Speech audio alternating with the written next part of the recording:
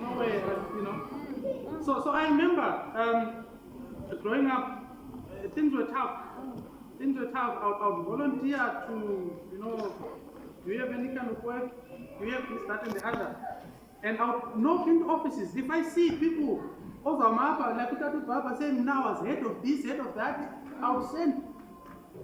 After church, I would go to them and say, hey, sorry, please, I need help, man. Didn't get my sister in, and I would tell them, take off my clothes and say, listen, this is me, I need help. Some guy would say, listen, I've heard that story many times. And they'll shut the door. Others will say, oh yeah, I can help you. I remember this particular incident. I'll never forget this. So it was in the church service. I won't say where. And I should have been about 17, 18 at the time. All right? And then they invited this Adventist businessman, you know, very, very, very rich guy, and I won't say who it was, but very rich, very famous. And you know, sometimes, perhaps out of an attempt to motivate people, I've got this, you know, 37 of my trucks are doing this, we are getting another fleet, my buildings in. I'm listening to this guy, I'm like, this one is God's answer to my situation. True story. This one. So then after that, then I went to this guy. You know, they'll be surrounded by the important people in church, and then I'm sitting in the corner waiting for my turn. Fortunately, I just quickly went and then introduced myself. I don't know, man, I need to talk to you. I have problems. I've got a young sister. My parents are late in. Then says, you know what? I'm rushing now, but if you don't mind, come tomorrow. Tomorrow I'll be at this place. Come, let's talk nicely on Sunday. Oh, no, I was happy. Woke up on Sunday morning. I washed that right and I went to that place. When I got there, it was around 10ish. I'm here to see you, Pastor so and so. And oh, okay, it's fine. Okay. And then the person who answered the door went back and told him, no, it's Nkani. So we said, okay, fine, I'll see him. So it was one of those houses where there was a veranda. There's a veranda. So the veranda was, and you can see and hear people inside.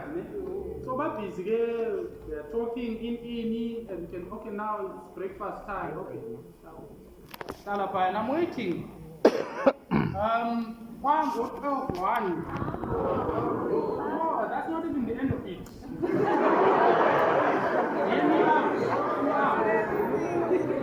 That's not even the end of it. I'm 12 or 1 again. Can hear me see in the crotcher. I'm very patient. Then I can tell, okay, I think it's now like lunch now. Okay, fine. I waited. Then for the first time, that's why I knew it came out of Monopoly. Because they're playing this. I'm still waiting outside. Then at about 5. Now they are doing their goodbyes. No, thank you. And this guy's like, can't you hear? I was told to wait here all day, waiting outside. Anyway, this was just a footnote here, which I thought about it now. Well, here I was. The figure point and I said, listen, I need help.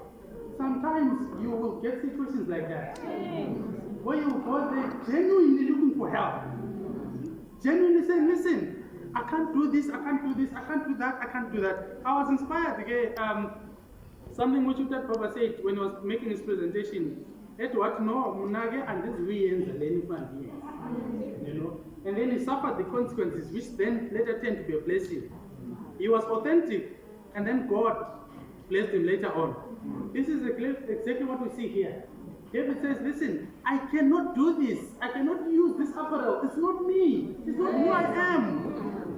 Stop pretending. Many of the problems that we have is because we pretend. You pretend, you get what you want. Now you are married. The real you comes out. You pretend, you get that position in 17. Now you got the job, perform. So David says, no, I'm not used to this. I cannot go in this because I'm not used to them. So he went, so stop pretending to be what you are not. If you are not stylish, don't pretend to be stylish. If you are poor, don't pretend to be rich. Otherwise, you'll be found out. Now, if you go to verse 40, I'm so sorry, Bazalan. I really wish I could project this stuff to you. But again, you will see it again when you ask for this from the elder. Verse 40 says, then he took his staff in his hand, chose 5 smooth stones from the stream, put them in the pouch of his shepherd's bag, and with his sling in his hand approached the Philistine. Reaching into his bag and taking out a stone, he slung it and struck the Philistine on the forehead. The Bible says the stone sank into his forehead and he fell face down on the ground. Now I remember when we were growing up and we were pathfinders, and some of you who have been pathfinders would know this. When you're doing your rehearsal for a presentation, sometimes you have a little sermon that is written for you and you are told, no, this is what you say, just do this. Now I remember one sermon that I was given was each Goliath has its own stone. In other words, there is no problem without a solution. Yeah. I want you, please think about this carefully and internalize this, all right? Now, it's possible that some of us here, we are fine. It's possible.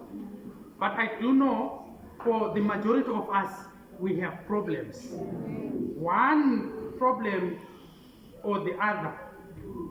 Now, the point that I want to talk about here is that there is no problem without a solution. There is none. No. In fact, someone said,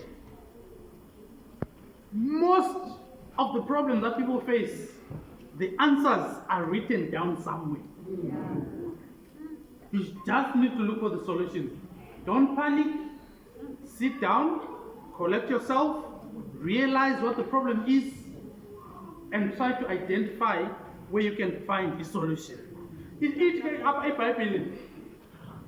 David chose 5 smooth stones and took one, put it in his sling, and approached the Philistine. The stone sank into the giant's forehead and he fell face down on the ground. Now, later on in the evening, when you reflect on the sermon today, read about the stones that were found in the valley of Elah. You will discover that they are called barium sulfate. Etiologists would know what this is. They are called barium sulfate stones. Now, these stones, they are unusually heavier than ordinary stones.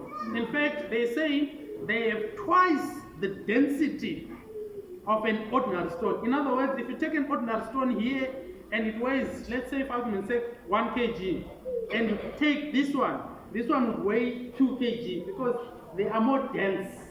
Okay? Not only that, this barium sulfate is poisonous. So when it comes into contact with open flesh, it's got a chemical reaction that it causes there. So now you understand why this stone would sink into the skull, because it was heavier than normal. Now remember, this stone is coming from this guy who is a slinger, who is number 1, sniper. 2, the velocity is very fast. This stone is denser than ordinary stones. It explains why it would sink into his skull. And when it sank in his skull, because it's made out of barium sulfate, it caused a chemical reaction there. And Goliath falls down, and the rest is history. But Zalani, there is no problem without a solution.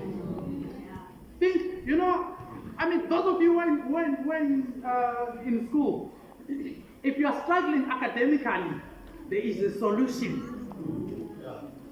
Those of you who are struggling, I promise you there is a solution. Now, on another day, we'll talk about entrepreneurship, okay? But very briefly, just to show you that there is no problem without a solution. Do you know how many opportunities for entrepreneurship that exist around us? Oh, you don't know? Let me break this down for you. There are many. There are many.